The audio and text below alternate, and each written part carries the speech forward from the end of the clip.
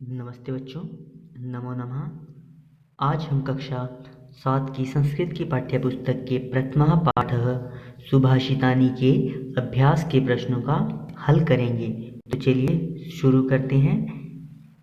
पहला प्रश्न देखेंगे। पहला प्रश्न क्या है? सर्वान् श्लोकान् सस्वरम गायत, अर्थात इस पाठ के सभी श्लोकों का गायन आपको स्वयं करना है। कहने का अर्थ यह है कि आपको इन सभी श्लोकों को गाने का अभ्यास करना है।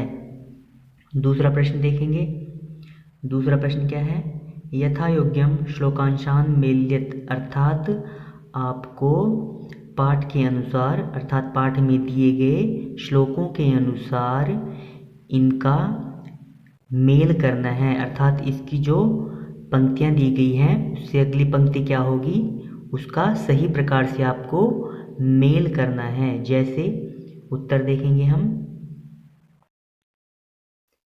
धन धान्य प्रयोगेषु, तो श्लोक में इसकी अगली लाइन क्या थी?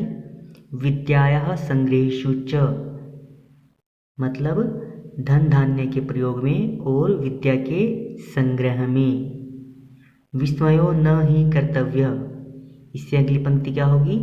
बहुरत्ना वसुंधरा। सत्येन धार्यते पृथ्वी, सत्येन तपते रवि। सद्भिर्विवादं मैत्रीं च, नासद्भिः किंचिदाचरेत्। इसी प्रकार आहारे व्यवहारे च त्यक्तलज्ज सुखी भवेत्। तो इस प्रकार से आपको इन सब का मिलान करके लिखना है। तीसरा प्रश्न देखेंगे। तीसरे प्रश्न में आपको क्या करना है? एक पदेन उत्तरत, अर्थात आपको इन सभी प्रश्नों के उत्तर एक पद में, एक शब्द में देने हैं। जैसे क देखेंगे। पृथिव्यां कति रत्नानि, पृथ्वी पर कितने रत्न हैं? हमने पाठ में पढ़ा था कितने रत्न हैं पृथ्वी पर? 3, अर्थात त्रीणी। तो उत्तर क्या है हमारा? त्रीणी। पृथ्वी पर 3 रत्न हैं। ख देखेंगे। मूढ़ै कुत्र रत्न संज्ञा विधीयते, अर्थात मूर्खों द्वारा कहाँ रत्नों की संज्ञा दी जाती है? कहने का अर्थ है किनको रत्नों की संज्ञा दी जाती है मूर्खों द्वारा? तो उत्तर क्या है? हमने क्या पढ़ा था? पाषाण खंडेषु, अर्थात पत्थर के टुकड़ों को मूर्खों द्वारा रत्नों की संज्ञा दी जाती है, या पत्थर के टुकड़े भी मूर्ख क्या समझ लेते हैं? रत्न। ग देखेंगे। पृथ्वी केन धार्यति, पृथ्वी किससे धारण की जाती है? सत्येन। तो उत्तर क्या है? सत्येन। कई संगतिम कुर्वीत, हमें किन की, अर्थात किन लोगों की संगति करनी चाहिए? सद्भी। उत्तर क्या है? सद्भी, अर्थात सज्जनों की। ग देखेंगे। लोके वशीकृतः का, अर्थात यह संसार किससे वश में या कौन वश में कर सकता है? क्षमा। तो उत्तर क्या है? क्षमा, अर्थात क्षमा से यह लोक वश में किया जा सकता है। चौथा प्रश्न देखेंगे।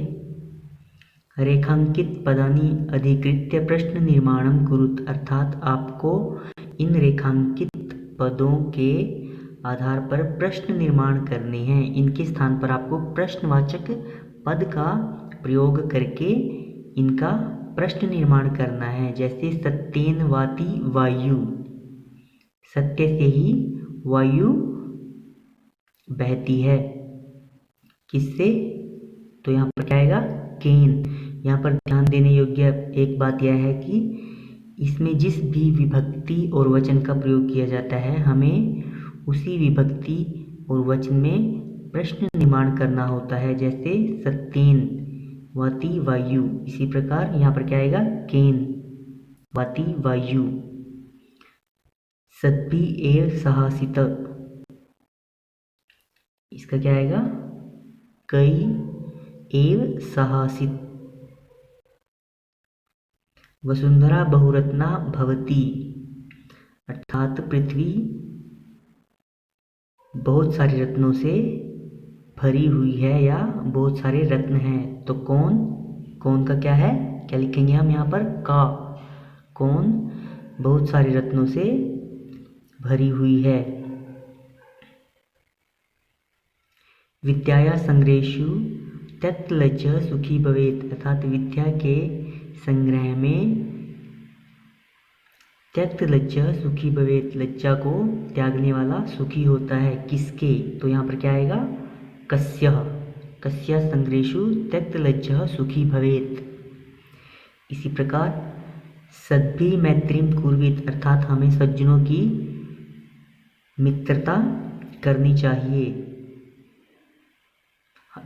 तो प्रश्न क्या बनेगा, सज्जनों की क्या करनी चाहिए, तो किम, यहाँ पर क्या आएगा, सद्भिः किम कुर्वीत। और ध्यान रहे जब हम प्रश्न निर्माण करते हैं तो इसके अंत में आपको प्रश्नवाचक चिन्ह का भी प्रयोग करना है।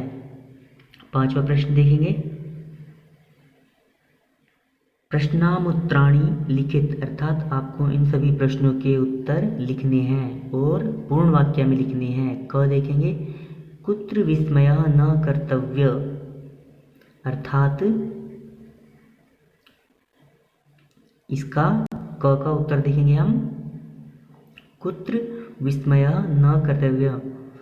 तो दाने दाने तपसि शौर्ये विज्ञाने नये च विस्मयः न कर्तव्य, अर्थात दान में, तप में, शौर्य अर्थात पराक्रम में, विज्ञान में, विनम्रता में और नीति में हमें विस्मय नहीं करना चाहिए।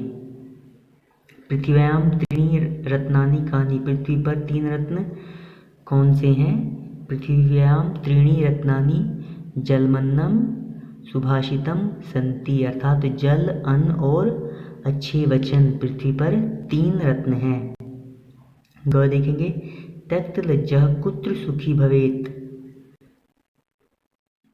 उत्तर देखेंगे, अर्थात लज्जा को त्यागने वाला, छोड़ने वाला कहाँ सुखी होता है, धन धान्य प्रयोगेषु, अर्थात धन और धान्य के प्रयोग में, विद्या के संग्रह में, आहार व्यवहारे च त्यक्त लज्जः सुखी भवेत्, और आहार व्यवहार में को छोड़ने वाला,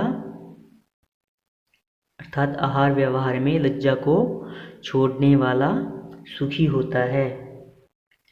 6वां प्रश्न देखेंगे, मंजूषातः पदानि चित्वा लिंगानुसारम लिखित, अर्थात इस मंजूषा से, इस पेटिका से, इस बॉक्स से आपको उचित पद चुनकर लिंगानुसार लिखने हैं, अर्थात इसमें से पुल्लिंग, स्त्रीलिंग और नपुंसक लिंग चुनकर आपको नीचे लिखने हैं रिक्त स्थानों में।